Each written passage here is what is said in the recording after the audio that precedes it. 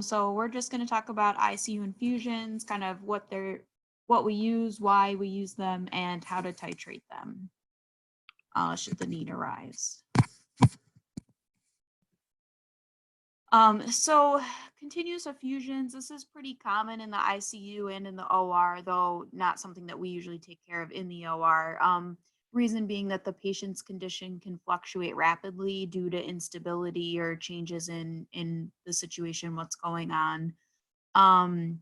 The reason that we use these, the intravenous route provides the most predictable plasma concentrations. So you can be more certain of what kind of your activity is going to be and make sure that your doses are appropriate. All of the medications that are used in drip form have a really short half-life in circulation. Some of these require a bolus to reach the required plasma concentration more rapidly, especially if it's something that's more urgent, like things like hypertensive emergency, things like that. Whereas other ones you just can kind of ease into them and they reach half-life more quickly anyways. And then you're able to readily titrate the effects to the clinical target or therapeutic goal based on how quickly these are acting in the bloodstream. Just some best practice stuff for drips. You want to weigh each patient as soon as possible when they're admitted and make sure to document that. And they remind you that you want to document in metric units because that's generally how things are dosed, even though that's not necessarily, how we normally look at weight in our day-to-day lives, but you don't want to be dosing somebody accidentally in their pound worth of kilograms or vice versa. You want to administer medication infusions via a programmable infusion pump like the ones that we use. This uses a dose error reduction system, so you're less likely to misdose the patient and have problems. Also, you want to ensure all appropriate antidotes, reversal agents, and rescue agents are readily available, which in the ICU we have I think like airway boxes and stuff have reversal agents, and then the other agents are in the Pyxis, things like that.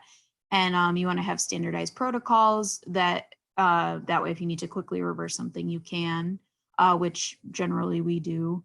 Also, something they note is that you want to segregate, sequester, and differentiate all neuromuscular blocking agents from other medications. The reason being that if you give these inadvertently, they can cause, respiratory arrest.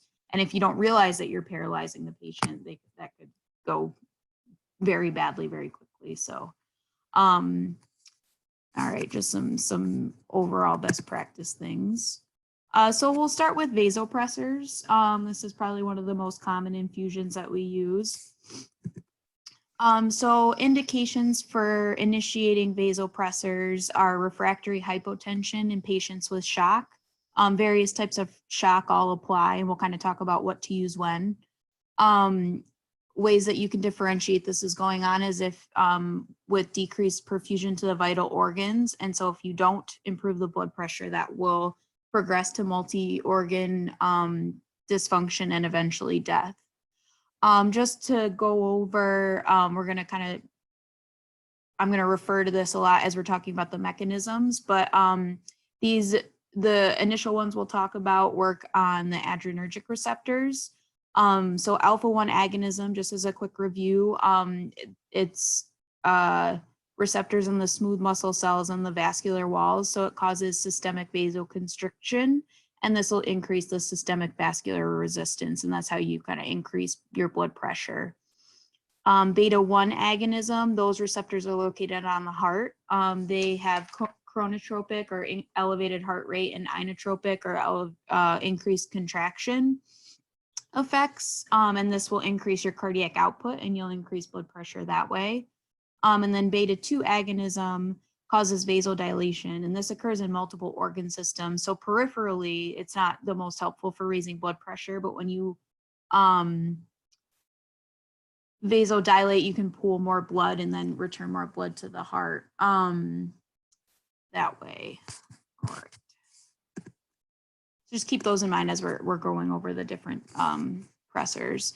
So when you do initiate vasopressor support, you want your initial target MAP to be 65.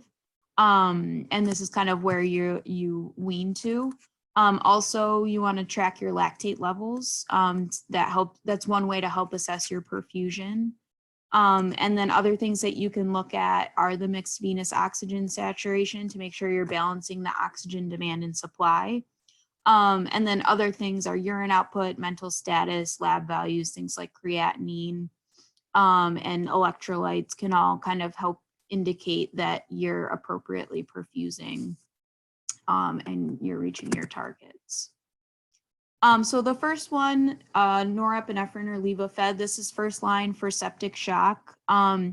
And notably, according to the guidelines that we've gone over previously, this is first line for shock associated with COVID-19 infection.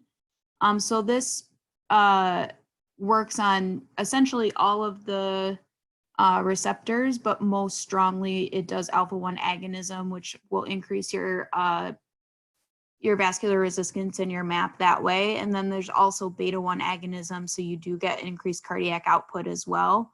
And some beta-2 agonism, which has less of an effect on your blood pressure. So the starting rate for this is recommended at 6 micrograms per minute. And then you titrate this every 2 minutes as needed to get to your goal MAP of 65. And you can go up and down by 2 micrograms per minute. The usual dose that you end up using, just so you kind of know you're not way off, is 2 to 32. People advocate adding a second pressor at different times. A lot of people say somewhere in the 10 to 20 range is when you'll add your second pressor, but you can still continue to titrate this one as well. And then the maximum dose is recommended at 60 micrograms per minute. Also of note, you definitely don't have to memorize all of these titrations. There are pharmacy guidelines that you can look up, and I'll kind of show you how to get there at the end. So vasopressin is second line for septic shock, and this is usually the second agent that we add if someone is still refractory hypotension with Levophed. So this works on the vasopressin receptors, and these stimulate smooth muscle contraction of the vessels and also activates antidiuretic in kidneys. So what that does is increases the amount of water being reabsorbed, so that way you help expand your intravascular volume. And so with the combination of these, it increases systemic vascular resistance and blood pressure. And also of note, because you're using this in critically ill people, it's also considered replacement of a vasopressin deficiency that occurs with distributive shock. So this one is a little bit less of a titration thing. You can titrate it a little bit. You can start at 0.01 units per minute and then go up to 0.03.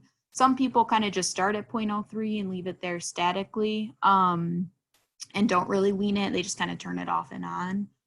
So either is a reasonable alternative. So next, epinephrine. This is second line for septic shock after Levophed and vasopressin.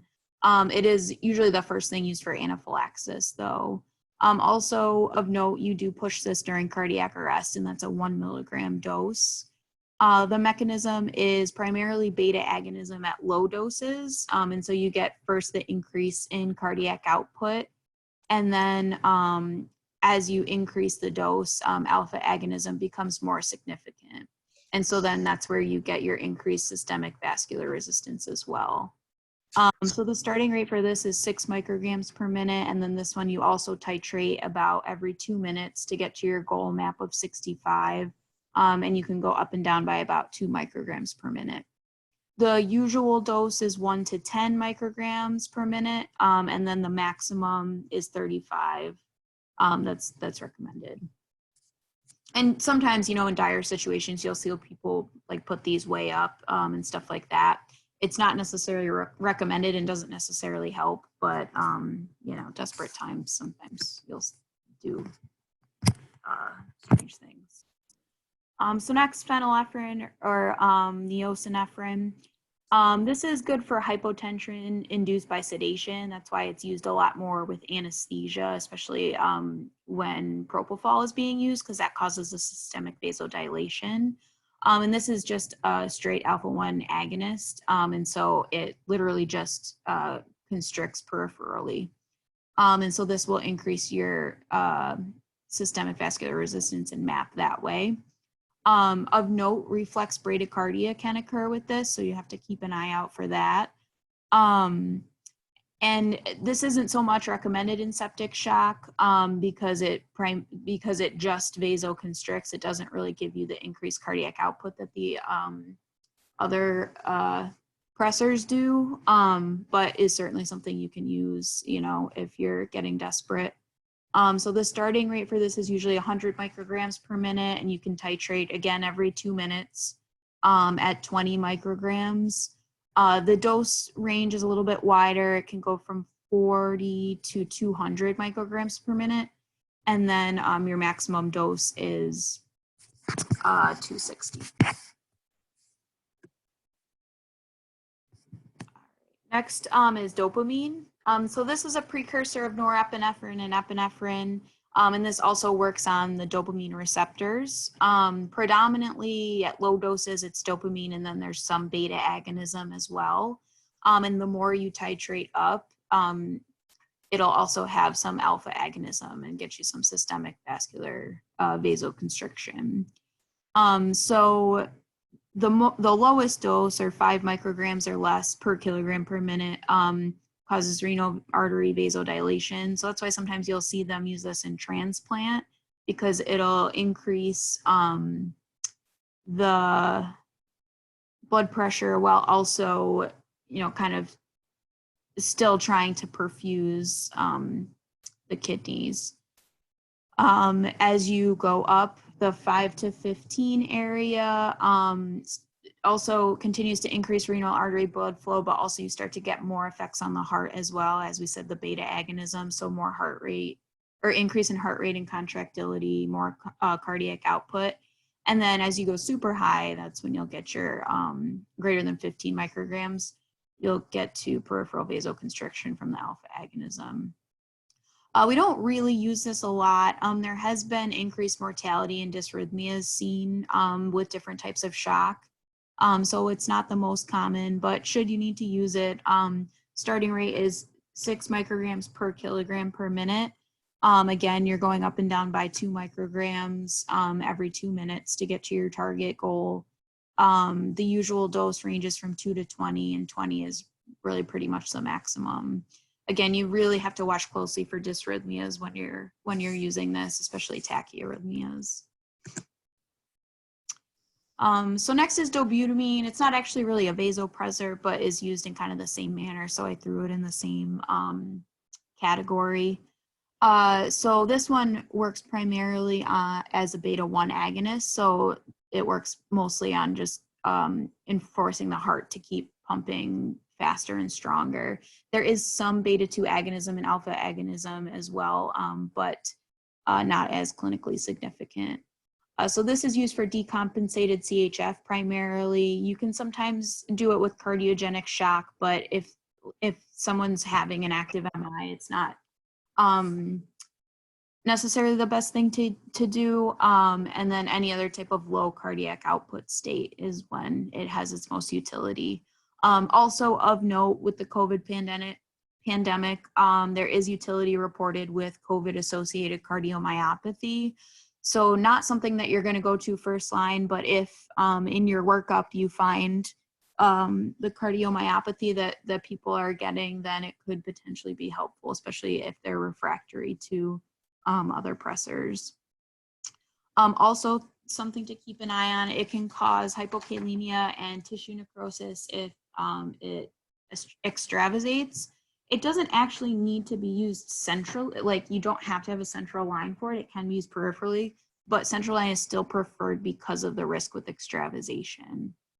So it's not really toxic to the blood vessels as the way most of these are. Like it doesn't cause sclerosis, but if it does get into the soft tissue, then you might have a problem. And then the other thing, it's contraindicated for sure with idiopathic hypertrophic subaortic stenosis. Not something that we necessarily see a ton, but they reiterate that a lot in the literature, so something to keep in mind. Also not the best use with aortic dissection, because since you're increasing the heart pumping, that causes more shear stress and can worsen your dissection. And for similar reasons, not recommended with large aortic aneurysms. So the starting rate of this is 0.5 micrograms per kilogram per minute, and then you titrate this one every 10 minutes. And you go up and down by about 2.5 micrograms per kilogram per minute. The usual dose ranges from 2.5 to 10, and then the maximum is 40. I would be very cautious getting up to 40 in these, just because, the people that we use this in the heart can really only take so much. All right. So moving on to other cardiac and vasoactive medications beyond pressors. So Diltiazem or Cardizem, this is one we use relatively commonly for SVT, tachycardias, or other atrial dysrhythmias like AFib or AFlutter, especially when the patient has progressed to RVR, rapid ventricular response. This is a calcium channel blocker, and it's central acting, so that's why it's used for primarily arrhythmia things and not so much hypertension, though you can in certain situations. And it works by decreasing the heart rate and contractility of the heart. It's kind of the opposite of what we've been talking about. So this one, I forgot to include loading doses in here, so I'll just tell you verbally. You'll usually do like a 0.15 milligrams per kilogram, or about 20 milligrams in the average adult loading dose over about 2 minutes. You do want to push this kind of slowly. And then you can repeat that in about 15 minutes if they're still in AFib or in RVR. And then after the loading doses, that's when you want to start your drip. Usually you start at 10 milligrams per hour. Some places say to start at 5 milligrams per hour, but the ECMC protocol is at 10. And then you'll titrate that to your goal heart rate every 30 minutes. So it's not as rapid of a titration as the pressors are. And you'll adjust by 2.5 milligrams per hour. The usual dose is 5 to 15 milligrams per hour, and 15 really is the maximum of what you want to use, unless you're doing your initial pushes. Nicardipine, so this is also a calcium channel blocker, but this is more peripheral acting. So this is primarily used for hypertension. And the mechanism of this is arterial vasodilation. So you're decreasing the afterload and decreasing the blood pressure. So the starting rate for this is 5 milligrams per hour, and then you titrate this one every 15 minutes by 2.5. Similar to the Cardizem, the usual dose is 5 to 15 milligrams per hour with a maximum of 15. And then additionally, ECMC has a protocol for clovidipine, which is an alternative peripheral acting calcium channel blocker. We don't use it much because it's more expensive and it's a lipid emulsion, and this can aggravate hypertriglyceridemia if a patient has that, but it is an option. Generally, this is lower volume, so it's used more in patients that you're concerned about fluid overload and need to fluid restrict more closely, but very expensive, so not so commonly used. Amiodarone, so this one's a little bit different. It's not really titrated, but an important medication that we sometimes have to hang. So this is primarily used for ventricular arrhythmias, particularly when they're refractory to other medications. You can also use it for refractory SVT or atrial fibrillation as necessary. Because of its significant side effect profile, that's why it's not really first line so much. It can prolong the QT interval, so that needs to be monitored, and you need to monitor thyroid function studies as well, because it can throw that off. And then it also causes, significant fibrosis in the lungs and things like that. So the side effect profile is pretty substantial. But short-term in the ICU, sometimes it's necessary. The mechanism of this is primarily potassium channel blocking, and it's considered a class 3 antiarrhythmic. So the way that you administer this is a loading dose of 150 milligrams over the first 10 minutes, and then 360 milligrams extended over the next 6 hours, so 1 milligram per minute. Followed by, after 6 hours, you then want to do 540 milligrams over the remaining 18 hours. So you decrease to 0.5 milligrams per minute. And overall, that gives the patient a total of 1,000 milligrams over 24 hours. And then after your first 24 hours, the maintenance rate is 0.5 milligrams per minute. But you do want to convert to oral as soon as possible as well. So that's amiodarone. Next is Esmolol. This is another hypertensive or antihypertensive medication. The mechanism is beta blockade. And this is the most short acting of the beta blockers. So that's why it's the most commonly used in drip form. And beta blockers, as you may recall, decrease cardiac contractility and slow the heart rate. So this is primarily used for hypertension. We see it a lot for aortic dissection because the beta blockade is good for decreasing the shear forces on the aorta because the heart is calming down. It can also be used for SVT and AFib and for myocardial ischemia if you need to use something really short acting, but less common for those indications.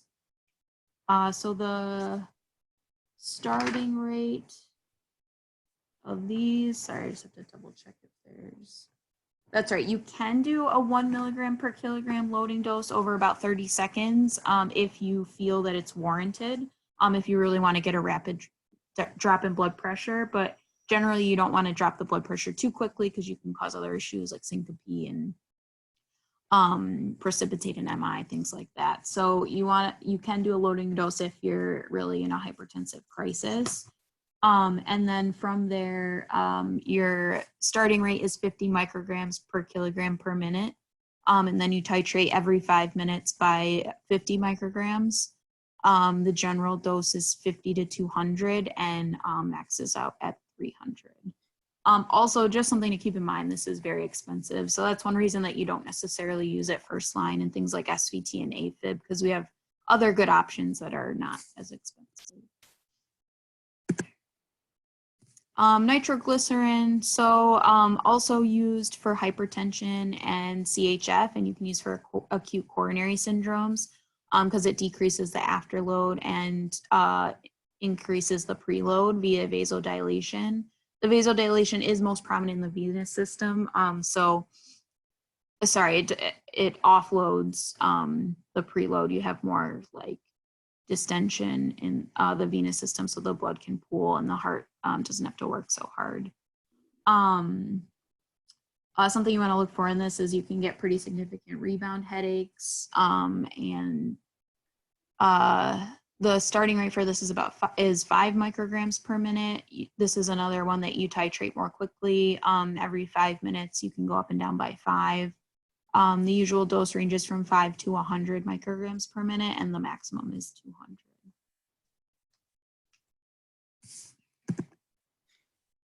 All right, so now moving on to sedation and pain control drips.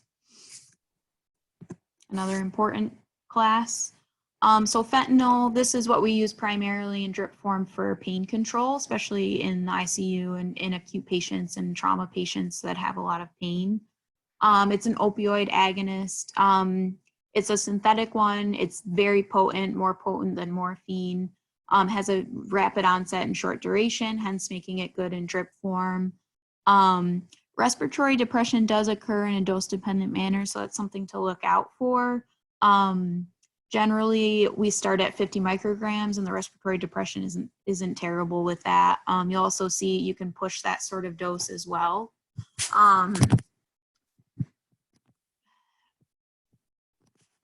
You have to Sorry, I lost my train of thought. That chat is distracting when it pops up. You'll see this push for things like colonoscopy and stuff like that. It is short acting, and so that way, if you do notice some respiratory depression, you can kind of stop, and you don't even necessarily need to Narcan these patients because it'll start to wear off pretty quickly. So then you'll titrate these every 15 minutes or so, about 24 micrograms per hour. Oh, sorry, I just box. Dosage there, but the usual dose ranges from about 25 to 200, and you can go up to 400 micrograms per hour.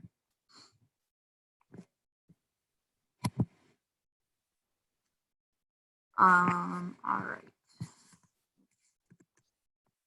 Okay, morphine, we don't often use this in drip form. We primarily use it just as intermittent PRN pushes. But it definitely is an option and something you see more in like palliative care settings because it also is good for dyspnea. And usually in critical care, if the patient's is being actively treated, then you more so want to treat dyspnea functionally as opposed to just palliating it. So that's why it's not so common to use for that indication acutely. This is also an opioid agonist. This has more significant respiratory depression as well. It's kind of the primary thing that can happen with morphine. That's why we don't as often use it in drip form. And also the metabolites can accumulate in renal failure, and that can aggravate the respiratory depression and mental status changes and lethargy and all that kind of stuff. So better not to use it with significant degrees of renal failure. Dilaudid is better, but if you do, then you just have to consider, you have to make sure you decrease the dose. So starting rate, and this is with normal renal function, is 5 milligrams per hour. And then you titrate up and down by 2.5 milligrams every 15 minutes. The usual dose ranging from 2.5 to 20 with a maximum of 25 milligrams per hour. Also, we sometimes use this with PCAs, and you can have a running dose in addition to the patient hitting the button, which that would be, you want to keep that lower than this because they're also getting the PRN.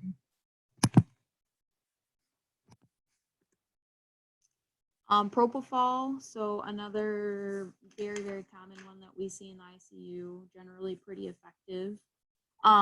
This potentiates the GABA receptor and decreases the rate of dissociation, which then hyperpolarizes the cell membranes, and that ends up leading to sedation in a long stream of events. This has rapid onset and duration. You do want to monitor for hypotension and bradycardia, especially when you initially are starting it. It can cause a pretty significant peripheral vasodilation, and that can cause hypotension. Patients can tend to adapt to that, and the hypotension isn't as pronounced the longer they're on it, but sometimes some people just don't tolerate it well, and you may need to change to another agent. Something you do want to be very cautious of is propofol infusion syndrome. This is very rare, but when it does happen, it can be pretty fatal. And that results in a combination of cardiac failure, rhabdomyolysis, metabolic acidosis, and kidney failure.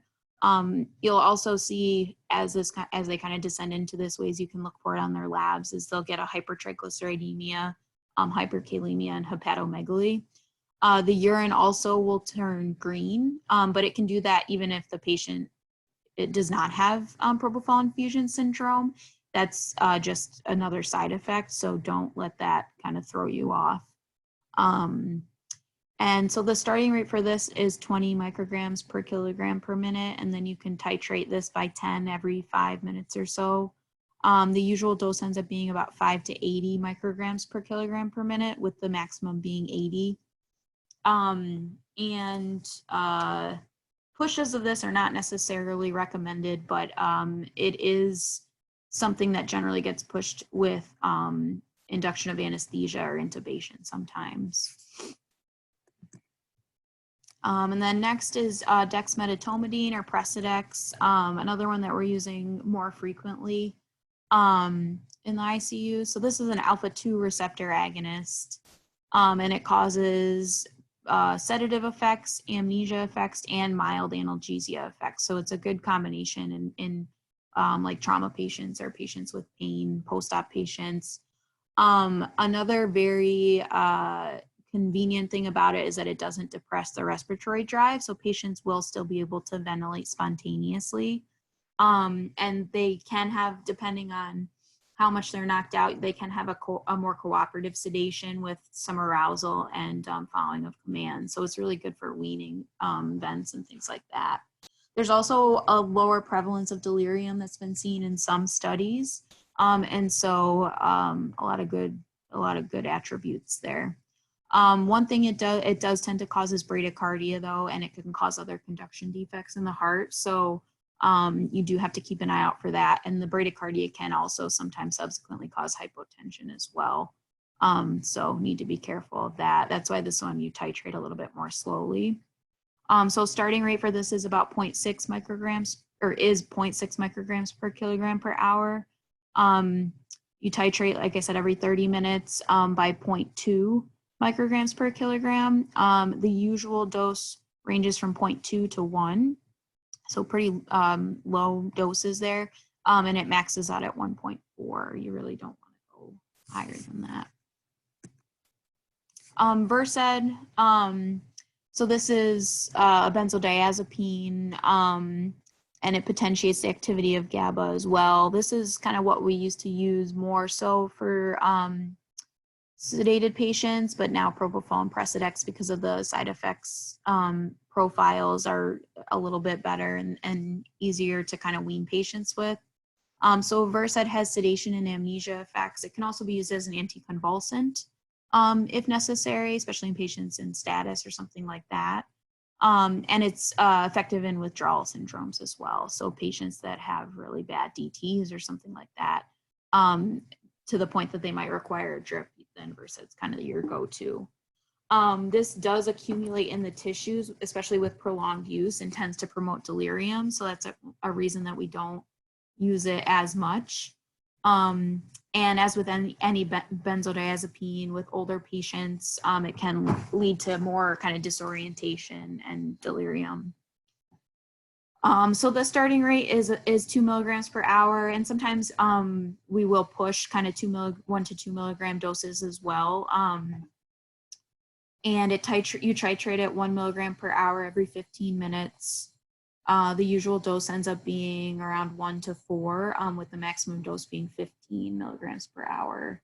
Sometimes you'll see in in the TICU, the head injury patients who are getting all like significantly crazy, and you have to keep the ICPs down. Those are the patients that you'll see kind of the higher doses in.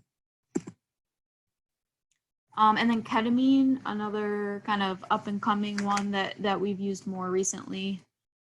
This has analgesic and antidepressant effects, but it can also cause dissociation, and so you have to be wary of that. That's kind of what it's used for recreationally. So you have to be cautious if the patient's like totally like freaking out. This works by NDMA blockade. There is potentially some opioid and cholinergic modulation as well, that they attribute some of the effects to. This is also a good one for weaning because there's no respiratory depression and really no significant hypotension associated with it. So it's helpful in that manner. Generally, the starting rate is 60 milligrams per hour, and you can titrate it by 20 every 15 minutes. The usual dose ranges about 40 to 120 with a maximum of 200. Also, there's a second protocol in the ECMC guide for the burn unit. So for burn patients, it's more for analgesic primarily, and not as much for also like the sedative effect. And so there's a lower dose protocol for that with a starting dose of 10 milligrams per hour. And then you titrate it by 5 milligrams every 15 minutes. and that dosing ranges more from 10 to 40 milligrams per hour. All right, and then paralytics. I included this because, you know, we don't often use paralytics outside of the OR, but when we do, it's generally for severe ARDS, which is what you tend to see in these COVID patients. So some potential need for paralysis. The way paralytics work kind of operatively is you give a loading dose and then start an infusion with signs of recovery. So in the ICU setting, you don't necessarily have to load them if you're not doing like an intubation or something like that. You can kind of start the drip and then monitor how they respond to it, and you monitor their twitches. Rocuronium, this is probably the one we use most commonly in the ICU. It's fast acting and it is reversible, which is good in case you need to rapidly reverse for whatever reason, if you lose the airway or something like that. The mechanism, it's a non-depolarizing neuromuscular blocking agent. So the loading dose for this is usually about 0.6 milligrams per kilogram. Sometimes with intubation, you can go up to 1.2 milligrams per kilogram for dosing, for the loading dose rather, but generally 0.6 is adequate. And then your starting rate for your drip is 10 micrograms per kilogram per minute, and you titrate every 15 minutes by 1, and that's to lose the twitches is the main way you see how they respond to it. The usual dose ranges from 4 to 12, and then the maximum is 16 micrograms per kilogram per minute. And of note with paralytics, it's implied, but these patients need to be intubated because they will not breathe on their own. And then Vecuronium is another one that we have access to that ECMC has a protocol for. This is another non-depolarizing neuromuscular blocker. This one is not so good in renal failure because the active metabolites will accumulate. So we don't use it as much. The starting rate for this is 1 microgram per kilogram per minute, and you titrate by 0.1 every 15 minutes to get to a usual dose of around 0.8 to 1.2 with a maximum of 1.7.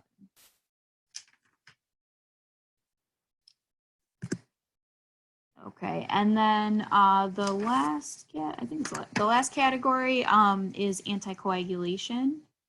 So, you know, often this is needed for DVT, PE, AFib, any number of reasons. And so we'll get into it. So heparin, this is kind of the most common one used in drip form. It's an antithrombin 3 potentiator that inhibits thrombin, factor 10A and other proteases, leading to anticoagulation. So this is a little bit more complicated in terms of its weight-based, and then you titrate it based on PTT or anti-10A monitoring, unless otherwise specified. It will sometimes be used at static rates for things like lysis, but those are very specific situations. So when you're using it for things like blood clots or MIs, then you definitely want to follow a protocol or the right protocol. So our weight-based protocol, there's kind of 2 different ways you can do it. Either just base it on the units or units per kilogram. So you generally start with a bolus on these, not always based on, you know, what you're treating and why, and if you have significant risks of bleeding or something like that and don't want to give them the full loading dose. Sometimes you'll start it just as an infusion, but generally a bolus is indicated. And so you can give either 80 units per kilogram or just a straight 500 unit bolus. And then if you're doing units per kilogram, start at 18 units per kilogram per hour, or do 1,300 units per hour, because that's kind of what the average person bases out to. And then I included a screenshot. So ECMC has if you go into the pharmacy tab, they have a calculator system that you can use, so you don't have to be doing math and things like that in your head, which is helpful. And then the way that our protocol runs is if the PTT is less than 35, which is 1.2 times normal, then you increase your infusion rate by 4 units per kilogram per hour. And if you're doing a bolus protocol, then you can rebolus with your 80 units per kilogram or the 5,000. If the PTT is 35 to 45 or 1.2 to 1.5 times of normal, then you want to increase the infusion rate by 2 units per kilogram per hour and rebolus with 40 or half of what the initial bolus was. And then if your PTT, and you check the PTTs every 6 hours, I believe, based on the half-life of the drug. If your PTT is 46 to 70, which is 1.5 to 2.3 times normal, then you maintain the infusion. That's kind of in the goal of where you are. If the PTT is higher, is 71 to 90, which is 2.3 to 3 times normal, then you want to decrease by 2 units per kilogram per hour. And then if the PTT is more than 90, which is 3 times normal, and like it greatly increases your risk for spontaneous hemorrhage, so you don't want to be that high or above that, then you hold infusion for 1 hour, then decrease your rate by 3 units per kilogram per hour, and then restart that hour afterwards. And so you keep repeating the PTTs every 6 hours. For the first 24 hours, you want to get all of those. And then once you reach the therapeutic range, you can decrease to daily, unless you continue to be outside the therapeutic range and you're still titrating, then continue with the every 6. Also, some places like the VA have started titrating based on anti-10A levels instead of the PTT. And if that's the case, I didn't have a protocol for that I could find yet, but the goal is 0.3 to 0.7. So that's what you're titrating to, and then I can try to find kind of how you adjust the dose with those. So heparin, kind of complicated, although when you break it down, not as much as I thought previously. So Argatroban, this is can be used for prophylaxis or treatment of thrombosis with heparin-induced thrombocytopenia.